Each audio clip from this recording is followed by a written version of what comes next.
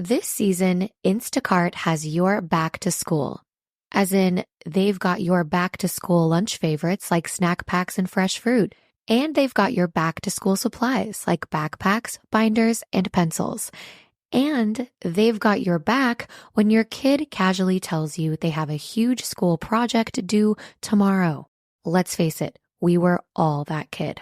So first, call your parents to say I'm sorry, and then download the Instacart app to get delivery in as fast as 30 minutes all school year long. Get a $0 delivery fee with your first 3 orders while supplies last. Minimum $10 an order. Additional terms apply. We acknowledge the traditional owners of country throughout Australia and recognise their continuing connection to land, waters and culture. We pay our respects to their elders past, present and emerging. Welcome to This Song Is Yours, a music podcast where we chat to a new guest each week, talk about their life and creative endeavours, and talk to them about some of the music they love. Our show works by chatting to our guests about music, but also getting them to make you a playlist of the songs they love. You can find the link to our playlist in the show notes. Welcome to episode 112. I'm your host, Simon Fink. Our guest today is Kult Kyss. The electronic duo from Melbourne, Australia have just released their incredible debut EP entitled Ultrasounds. In today's episode, we're speaking with Rromarin and Haxx about their songwriting technique and collaborations, the new creative space they've just opened, and how great NSYNC is. Here we go. Our guest today is a brilliant electro duo from Melbourne. After releasing singles throughout 2016 till now, they've just released their debut EP, Ultrasounds. Please welcome to This Song Is Yours, Jack and Claire from Kult Kyss. Hello. Hi. How are you both? How you going? Good. Yeah, we're good. We're really good. We're very excited to be on the podcast. Thank you. Thank you for having us. Of course. Thank you for coming on. Very excited to have you here. We were just catching up before we hit record, but it is exciting to have you guys on. It's a very exciting week for you at the moment. It is, yes. It's been a big week. Release weeks are always such a, I don't know, it's so immersive, right? Consuming's the word I was looking for. All consuming. I found it very interesting that because Kult Kyss have been making music for a good 5 to 6 years now, I was shocked that Ultrasound, the EP, the one that we are referring to in terms of release week, that it's the debut EP. It kind of blew my mind slightly. Yeah, it kind of blew our mind as well. I just was having a moment today, just wondering what took us so long to do it. I think it's been a matter of circumstance, really. Like the past, what have we, 4 or 5 years or something? Yeah, so I think we kicked off in 2016, at the end of 2016. So it is, I think we just had our 5-year anniversary. And I mean, honestly, there's a lot of factors. I think probably the first one initially was just that we're quite self-critical and maybe a bit fussy, maybe a bit too fussy for our own good. Maybe, about because there are lots of tracks that we've made along the way that we probably could have included in an EP. But I think we just, we just got really into the mindset of creating singles. Well, there was a window where we first came out and it was super conceptual, and I think that we were like very reactive in our music making because we were doing all kinds of reworks, and we were just in a really like kind of reactive space making music. I think like just making things that were like, single songs that we were like really excited about, whether it was like a rework or a remix or whatever. And then there was a period where we went to Big Sound and we got signed, and then I think the label was like really keen for us just to like crack on, get a few quick ones out. So we did that, and then coronavirus hit. And it was like, we didn't know whether we were still going to be signed. We didn't know what the music industry was going to look like. We really had no idea. And then that happened. And then and suddenly it's our 5-year anniversary. Yeah. And then before you know it, it's just 5 years have passed. And you're just like, damn, everyone's like, why didn't you do this sooner? And you're like, I don't know why we haven't. Yeah, there's lots of reasons, but we're glad we got there in the end. We got there, and that's all that matters. And it feels good. So yeah, it happened. We did it. It is and I mean this as a compliment, it is a gorgeous beast because I feel that it is a huge EP. Awesome. Thank you. That's a massive compliment. I love that. Oh, of course. It is, and I feel that maybe what you were touching on before of like taking your time and really wanting to make sure that everything is right, that approach, I feel that it's not maybe applicable to like all artists. Like there are some that are kind of like, and it's not to take away from their art or their process, but you know, some are kind of, they run in, it's not slap it all together, but that kind of like that. Was the approach for Kult Kyss always like that you kind of wanted to get down to that granular level of making sure that every little detail was, you know, perfect? Yeah, I think it's just the way that we are as people. I think that me and Claire are very idiosyncratic about different things, but together we make up an extremely perfectionist styled whole. Yeah. And I think that just, it's not, honestly, like, I don't think that we spent an extraordinary amount of time on the EP, but I do think that we've spent an extraordinary amount of time making music in the last however many years we've been doing it. And yeah, I think that it kind of just sounds like that because we've just had a lot of time to think about things. I mean, we are in saying that though, I think that maybe we've kind of like hit our flow where we've accepted that we're perfectionists. Though I do think that, yeah, we are. I think we were joking the other day about how we enable each other in the best and the worst ways. Yeah. We always joke as well that it's like it's always worth the extra 4 hours or the extra 5 hours. Like, and that's the thing that's the biggest punish about art, or I guess music for us, is that you have that thing where you're like, do I really want to remix that vocal again for like the fourth time, or do I really want to redo it, or whatever it is? And then you do it and you're like, I'm actually devastated that was worthwhile, that it actually did make it better. Because sometimes you kind of want it to not make it better so you can tell yourself to let it go. But but it always does make it better. So I think that, but similarly, obviously, we've had to learn how to let go, learn how to know when something has, reached like the point where if we take it any further, we'll start to actually go backwards, and maybe damage it or diminish or, destroy it, which has happened in the past with us. Like on our journey, we've kind of like overthought things, and then there is a point where you have to just let something be. Otherwise you kind of can really turn on yourself, turn on the song, and then sadly the poor song never gets to live and often never gets released if you do that. So yeah, we've I think this time around in the last year or so we've become much better at learning when to just let go. Did a number of the songs kind of come from that place in terms of taking that approach where you can not overwork a song, but like that, I guess there is a freedom in letting go of some of that focus. That makes sense? Yeah, it does make sense. I mean, like a lot of techniques that I have, especially when it comes to production and mixing and all that stuff, when it comes to finishing things, it's like I now have like such a strong process with the methodology and the rules that I have to stick to in order to stop myself from going insane. And so like I've kind of developed over the years like this kind of really good regiment that I kind of keep myself into. It's kind of almost like how someone would keep themselves fit, or someone would keep their diet like really strict or whatever. It's kind of like that with me and like finishing songs. I almost have like my own personal trainer. So I think that it's like a skill that I've just kind of like incorporated over time, where it's just like, yeah, I just know when to let go. Like a process and a regime. Yeah.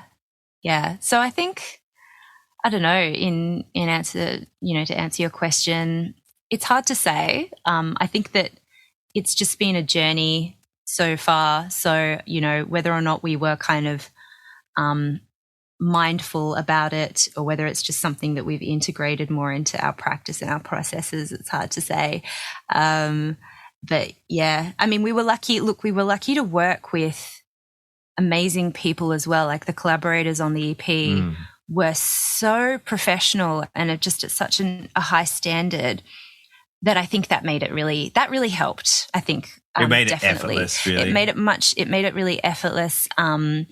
They brought so much to the table, which kind of like allowed us to not be so in our own heads because we were getting different perspectives on the tracks, and what they delivered was so awesome that, yeah, I think everything, once it happened, we could kind of move forward pretty easily with songs. Now that you mention it, it's like, I didn't even think of this until now, but I don't think that there was I don't think that they sent me anything that didn't get used per se, like that we didn't want in the tracks. And I don't think that we sent them anything that they wanted changed. I think it was so organic that there might have been a few like little things that just like didn't get put in or whatever, but there was never actually we worked with 4 people.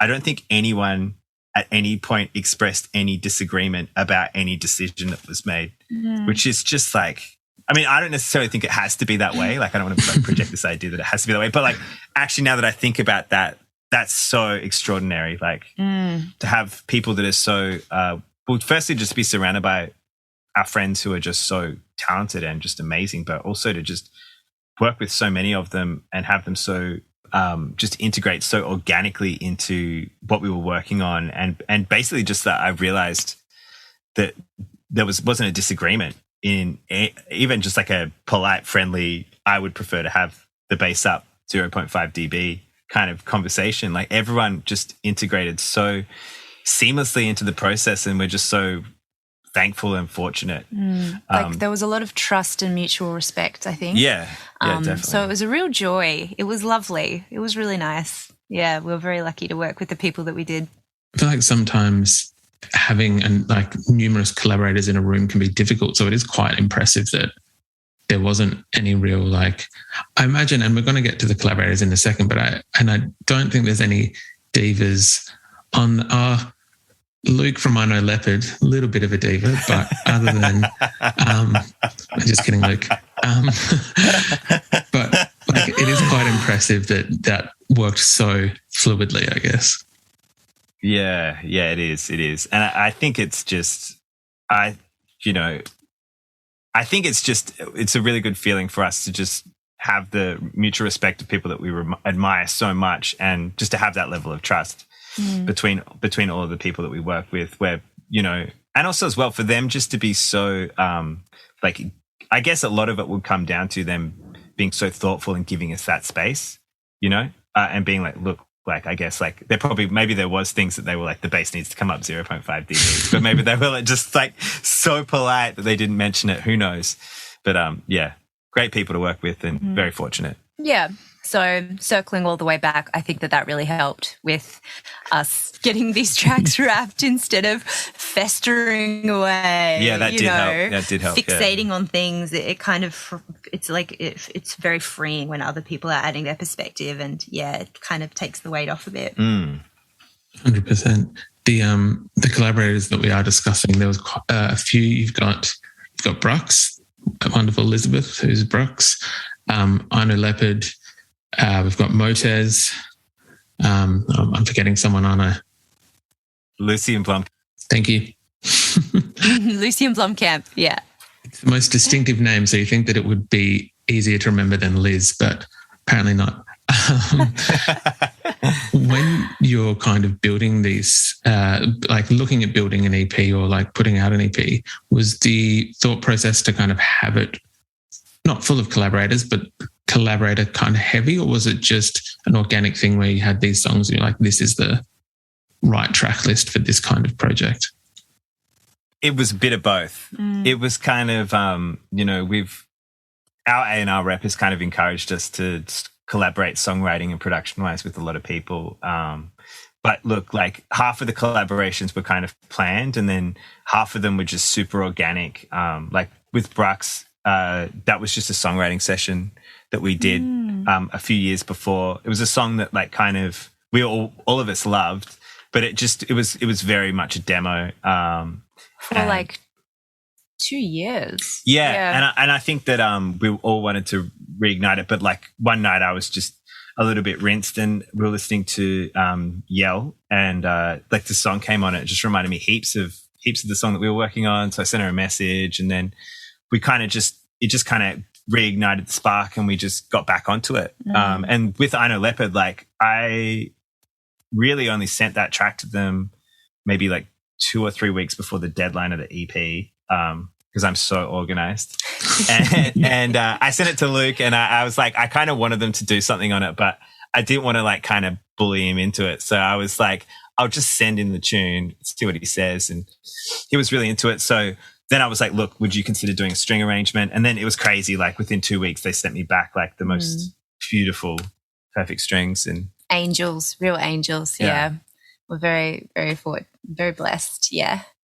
It is a gorgeous track, Ghosts, that has I Know Leopard on there. And it's still very much like a Kult Kyss song, but it's like more down tempo, maybe like a little bit more cinematic. And your music is already somewhat cinematic, so I feel like that's kind of like adding to it. But do you think that's somewhat of a path you could see yourselves going down at another stage later down the track? Definitely. I mean, I would love to do work like that. Yeah, I've always kind of hoped that like a filmmaker would use some of our music in movies, and I would love to be involved in something like that. And that was kind of the great thing, of course, as well, like about doing an EP. But it wasn't until we really started to put the EP together that we realized we could explore ideas that were so much more eclectic and different to what we've been releasing, like, for singles. So it could be like a story. The whole EP could be a story, and it could explore, like, it could be multifaceted, and not every song had to be this like really up-tempo, catchy banger. We could do something that was more like Massive Attack, like Radiohead Massive Attack, which Ghosts is kind of like more in that pocket for us. So it was exciting. We loved it. Yeah, because there is having that freedom. Yeah, there has kind of been that kind of subtle pressure, I think, to just, because like, let's face it, like we've always been a band that's kind of been on the periphery in terms of like getting through, like breaking through. And I think that, there was like, amongst everybody around us, like kind of this encouragement to just kind of try and write the song, you know what I mean? And I think that this EP, it was good to just take the foot off the gas a bit and just have moments that weren't necessarily like trying to be the song. They were just existing. They were just existing to exist, and like they were just us exploring weird shit that we like to do, and creating something just like in and of itself, that it could just be what it is, rather than trying to get it to kind of like hit a kind of brief, or fulfill like some kind of some sort of be anything other than what it just needed to be. Which is just something hopefully beautiful that could be put into the world. Have you ever found that not being forced, because obviously we want to be respectful to the lovely team around you, but when you are kind of looking to, like write something, when you're being advised to find something that is going to kind of push through or do that, how do you find that impacts when the two of you are being collaborative and writing, and whether that kind of pressure is either too much, or whether you've kind of come across it and you've been like, it just doesn't feel quintessentially Kult Kyss? That's a really good question. Yeah. Well, to their credit, like the team around us, they were the ones that really encouraged us to do the EP. They were like, guys, it's time. It's time for a body of work. So, they were incredibly, they just kind of let us do our thing for the most part, and which was really, really nice. And they were very, very supportive. And as far as like, it just feels like some sort of like dark magic when you try to write singles.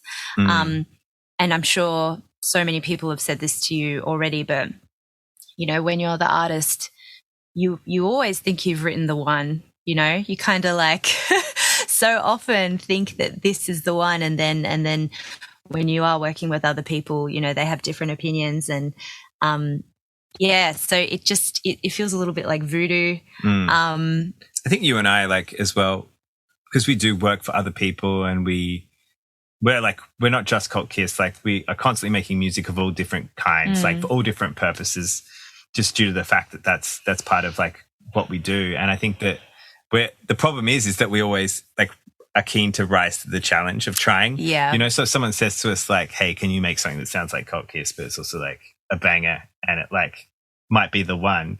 Like, as much as we love to make weird shit together, like I feel like we're always game to give something a shot, because fundamentally, like, we love pop music and, you know, that's who we are. But I definitely will say that when we got all the masters in and I listened to, you know, 25 minutes or whatever it is of just like us just doing whatever the fuck we wanted, without being really cognizant of, you know, it being the one or like writing something, I did feel like this kind of sense that it had been like we kind of were home or something, that we'd kind of you know, it did feel super authentic. And I felt like maybe for a variety of reasons, like, you know, it was good to be there, and it felt, I was really happy to have that feeling, because I think that I had been missing that a little bit.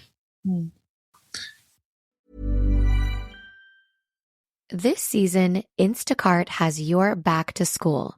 As in, they've got your back to school lunch favorites like snack packs and fresh fruit. And they've got your back to school supplies like backpacks, binders, and pencils. And they've got your back when your kid casually tells you they have a huge school project due tomorrow. Let's face it, we were all that kid. So first, call your parents to say I'm sorry, and then download the Instacart app to get delivery in as fast as 30 minutes all school year long. Get a $0 delivery fee with your first 3 orders while supplies last. Minimum $10 an order. Additional terms apply.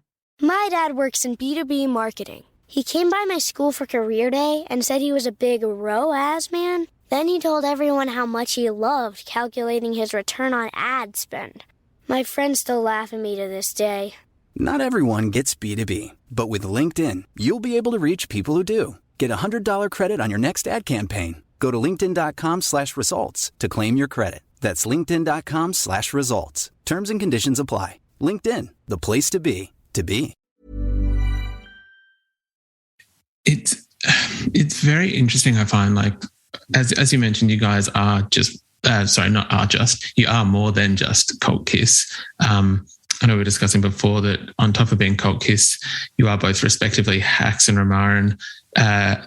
Jack, you're also High Spirits as well. So the output that you guys have is just kind of incredible. Do you ever find that you'll be working on a certain project that might be not Kult Kyss and that you're like, oh shit, that would be really good for this, or we should kind of move this or appropriate this? Or well, actually, Familiar was a High Spirits tune.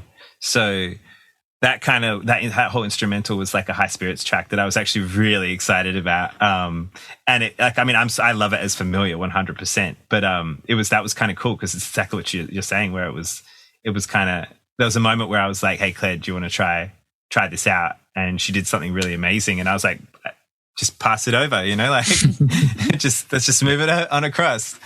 Yeah. And similarly, like Sugar Pill is actually the song was born quite a few years ago, before Kult Kyss existed. And it was a vocal melody and like top line that we really loved and believed in, but we just weren't able to kind of execute it at the time, you know, or like turn it into what it needed to be. So yeah, so that was also repurposed to be a Kult Kyss track. So yeah, we do repurpose things here and there. We're at that point, I think, like where we can, we've got folders on the hard drive where we can just move them around if we want to. Yeah. It's cool to know that you know where something fits and where it kind of works and where it is going to be the best thing that it's going to be, I imagine. Yeah, I think that's the thing. I think that that was like, I mean, the other good part about this EP was just kind of realizing that the work that we'd done in other avenues separately and together, I kind of do feel like it made the EP better. Yeah, so that was a nice feeling too, because sometimes you do like write 1,000 songs and do 1,000 sessions and stuff, and you're like, why do I do all this stuff that never gets released? Or, you know, that maybe someone vetoes or whatever, and then you have those moments where like it all makes sense. You get to recycle like some top lines that no one thought were good, or you get to like use an instrumental that maybe would have sat on a computer, and it's like a really good experience because it feels like that work didn't go to waste. No, that's very true. The number of sessions that you're doing at the moment, whether it be inside the band or not, I know we were discussing before, you guys, on top of everything music related, you're also, you've just reopened the doors to Joylux Studios in Thornbury in Victoria, which has a few music studios, that has some photography space. How important was it for you guys to be able to have this space for whoever it may be, you know, just creatives of any kind, to be able to come and use and hire out the space? It was, we realised, you know, we've kind of come to realise over the last few years that it is a big part of our identity, kind of creating a world and a community. And like I said, even just harking back to, you know, working on music, not just being in our own heads, not just being like isolated as the two of us. We really love like collaborating and having our own little kind of like micro scene, little pocket in Melbourne. But yeah, so Joylux Studio was originally at a different location. It was something we kind of slapped together in this really rundown building in Abbotsford. But the amazing thing about it was that it had this big rooftop space where we were able to throw parties and events, and it was really special. And that was kind of, that was a very flourishing time for us, not only as like artists in our own right, but, you know, with our friendships in the industry and community music scene. So, and the building was sold, unfortunately. So our lease came to an end, and ever since then we've been wanting to bring Joylux back properly. But obviously with the pandemic, it was pretty hard. So it was almost like a 2-year gap in addition to the year that we took off after leaving the last place. So yeah, it's been really, really cool finding this location, and this time around getting to do it properly, build something hopefully that will last a lifetime, that is much more professional. Yes. It's a more there were cool up. parts about the old one, but it wasn't anywhere near as professional. Definitely. And I think that was part of the magic of it, you know? Yeah, definitely. But yeah, so we spent a lot of this year building the studio. Like it basically, the warehouse was kind of a shell that we were able to construct the music studios and vocal booth in, and then the photography / multi-purpose space above. So yeah, we're really excited to just reconnect with people, just our fellow creatives and musicians and friends, because it's all just been, you know, internet. Everything's just been digital for so long. So yeah, I mean, already today we've just like had two fellow musicians pop in, and it was just so nice just seeing people and catching up and starting, you know, it feels like everything's coming back to life again for everyone. So yeah, we hope that we can kind of like bring that magic back for people and create a special place for people here. It does look incredible. And I will be making sure that we put the details in the show notes for the podcast so that people can come and access and, you know, book and do what they need to do accordingly. Thank you. Yeah, and if people want to just like stick their head in, like, just tell them to hit us up. Like, even if you just want to have a walkthrough, have a chat, like, it'd be really great to just, like Claire said, we've just been so NSYNC digital get down for the last like 2 years that I'm like absolutely frothing to just like have a chat, you know what I mean, with people. So yeah, feel free to pop in and just say hi. On that note, lately we've been watching some NSYNC like live concerts, and it's been amazing. 10 out of 10 would recommend. Mm-hmm. No strings attached to it, or? Yes. Yeah. Yes. I mean, the outfits alone. Oh, man. My God. So the treadmills on stage are what sends me, man, the most. The fact that there is like literally moving, like giant treadmills. Man, I don't want to derail the interview too much, and feel free to edit this out. But honestly, I have had some serious NSYNC moments at 2:00 in the morning when I've been lit, and I probably should have gone to bed. And I spent way too long on YouTube recommended. Just absolute fanfare. I mean, I just didn't appreciate the scale of NSYNC. I think when I was coming around at NSYNC, they were kind of almost at the end of their huge reign, or maybe the peak. But there's actually a breadth of NSYNC, and the size and the scope of NSYNC just really blew me away, man. And I for like 3 or 4 weeks, I was absorbed. That's all I'm going to say. I think as well, and I can definitely appreciate that, because I think that maybe full disclosure to anyone that's listening, the three of us do know each other for a little period of time a while ago, and I think that there might have been some NSYNC. There definitely were. There there 100% was. We might have had some evenings after a few beverages and there was NSYNC, yeah. But I think as well that in Australia we maybe didn't see the full machine that was NSYNC, because in America it was just crazy. Yeah, epic. I had no idea. I mean, yeah, that was one fun thing that happened in lockdown, was going back and watching like epic live tour performances from big artists, and like Janet Jackson was another one. Wow. Just if anyone here is listening or watching, just do yourself a favor and check out Janet Jackson. I think it was Janet in Tokyo. There was one that we watched. They were all pretty fabulous. There's a live set from somewhere in Japan that's particularly fire. Not to mention when she brings like fans on stage. Oh, the fans on stage. Now we're just getting salacious. This is turning R-rated. Yeah, there's some particularly funny clips of, I don't know if they'd passed the current era of... don't know whether this would fly in 2021. I don't know if you get away with it on stage, but Janet... I'm like, Janet? Takes care of her fans. That's all we're going to say. Yes. I'm so curious to see the spike in views in Janet Jackson clips now that this is going to come out. I reckon it's going to spike. Janet. We're giving away some good hot tips here. Yeah, but anyway, digital get down. There's been too much of the digital get down. We want to see people in real life. So yes. Wow, you brought it back. You brought it back. Claire, that was masterful. Cool. Thank you. Thank you. Like a treadmill, you know? Anyway. Like an NSYNC treadmill. Again, we will put details in the podcast so that people can come visit at Joylark.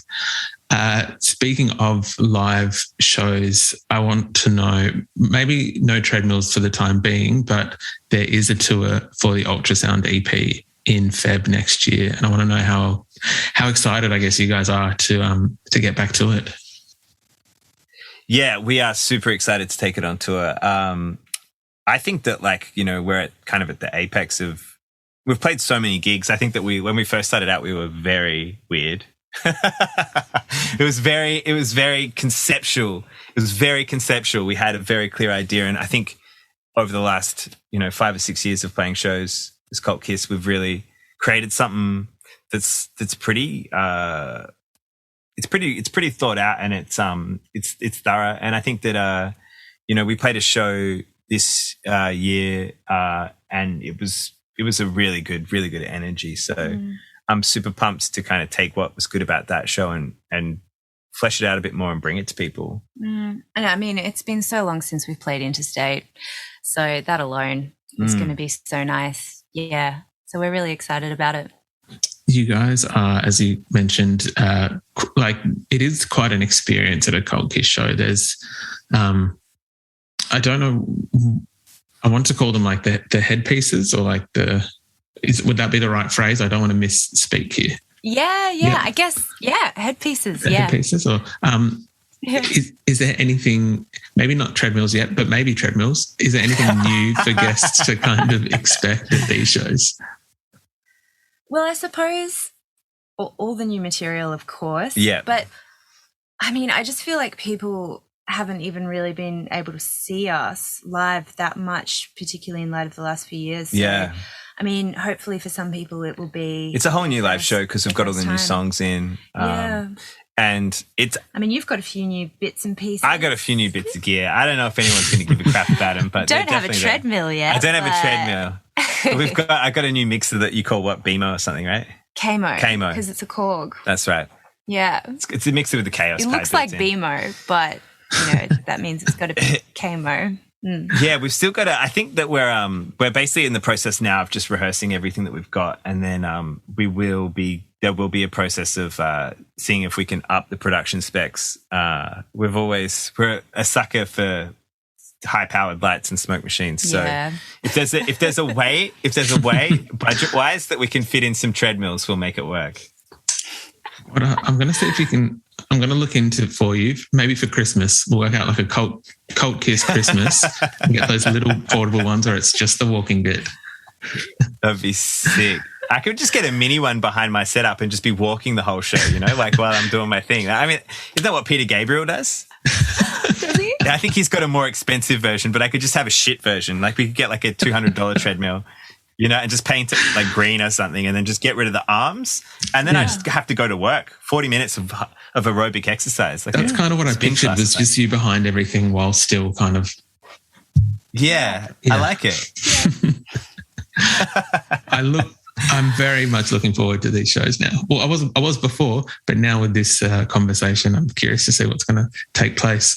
You've joked me. I'm going to be on the phone to the lighting guy now, see if I can make something happen. I feel like Claire might be looking at the both of us being like, you fucking idiots. No, if anyone's always pushing this stuff, it's me. She's very the problem with Claire is she's very incorrigible. I think the problem is not you and me. It's the problem that she'll actually literally try and make something like this happen. In a week, I'll be like, Jack, so the treadmills, we're going to have to figure out footwear to get maximum traction. I'd also like it if they could light up so that they work with the headpieces. Perfect partnership then. Perfect partnership. Exactly. Both Jack and Claire, usually we would ask, I guess, what they're currently listening to. Is there anything at the moment that is taking your fancy? Do you want to go first or me? Yeah. I've been listening to Yell's album that she put out in 2020. So I'm a little bit late to the party. And I am so sorry. The name of the album is in French. The whole thing is in French. And I feel like I would be doing her a disservice by trying to pronounce it. But it's the album that Yell put out in 2020. And I've been loving it, just eating it up. I love it. The production's so colourful and quirky. Her voice, she's just amazing. Yeah, I'm really enjoying it. So that's kind of my thing that I've been loving at the moment. My hot tip is there's a producer called Amtrak, and he has a Spotify playlist that is, I think, my favourite collection of just random songs that all kick ass. It's he has an incredible taste in music.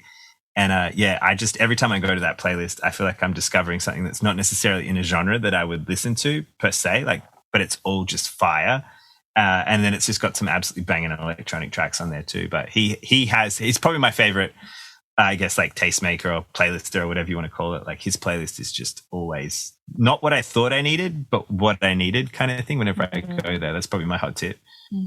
I like music like that, where it's kind of, you didn't realize you wanted it until about halfway through, where you're feeling all warm and then you're like, oh, okay, I see what you're doing. Yeah, 100%. Yeah. It's very cool and eclectic. And Amtrak's music. I love Amtrak. Don't get me wrong, but he's quite big, so I just wanted to sound more seen. I just wanted to seem cooler than I was or something. I can appreciate that. Jack and Claire, thank you very much for your time today, and congratulations again to yourselves and Kult Kyss on the new EP. Thank you so much for having us. It's been awesome. Yeah, thank you. Such an honour to be on the pod. We appreciate it. Thank you.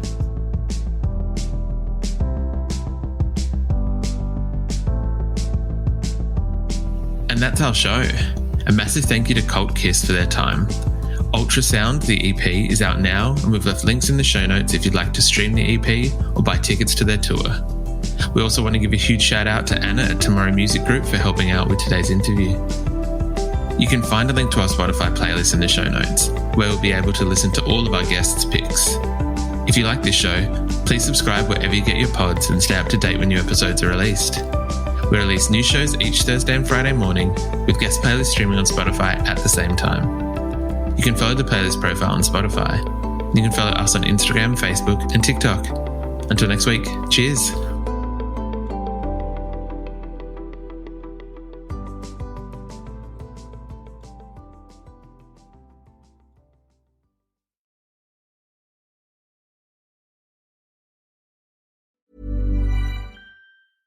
Never sleep hot again with Bowl and Branch's best-selling naturally cooling sheets. They feel super crisp and cool to the touch and are expertly designed for enhanced breathability so you don't overheat at night. Start getting your best night's sleep this summer with cooling sheets made with the highest quality materials. Try Bowl and Branch with a 30-night worry-free guarantee. Plus, get 15% off and free shipping on your first set of sheets at bowlandbranch.com with code BUTTERY. Exclusions apply. See site for details.